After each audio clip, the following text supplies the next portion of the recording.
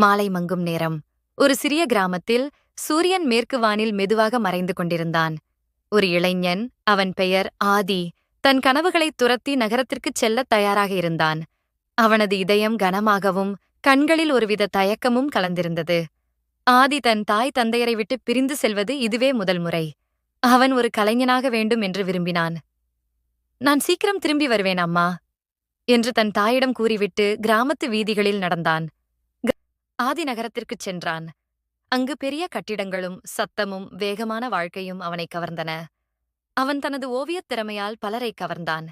விரைவில் அவனது ஓவியங்கள் பிரபலமானவை. அவன் ஒரு பெரிய ஓவியரானான். ஆனால் ஆதிக்கு ஏதோ குறைவது போலிருந்தது. கிராமத்து அமைதியும் நண்பர்களின் அன்பும் தாயின் அரவணைப்பும் அவனது மனதில் நிழலாடின.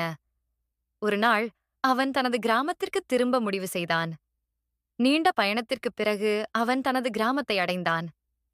கிராமம் மாறியிருந்தது, ஆனால் மக்களின் அன்பு மாறவில்லை. கார்த்திக் ஓடிவந்து அவனை கட்டிப்பிடித்தான். நீ வந்துவிட்டாய் என்று ஆனந்த கண்ணீர் வடித்தான். ஆதி தனது பெற்றோரைச் சந்தித்தான். அவர்கள் அவனைக் கண்டதும் மிகவும் மகிழ்ச்சியடைந்தனர். அவன் மீண்டும் கிராமத்திலேயே தங்கி தனது கலையை கிராமத்து மக்களுக்காக பயன்படுத்தினான். அவன் கிராமத்து வாழ்க்கையின் அழகையும் மக்களின் அன்பையும் தனது ஓவியங்களில் வெளிப்படுத்தினான். ஆதி உணர்ந்தான், உண்மையான மகிழ்ச்சி எங்கோ தேடுவதிலில்லை, அது நம்முடன் இருப்பதில்தான் என்று.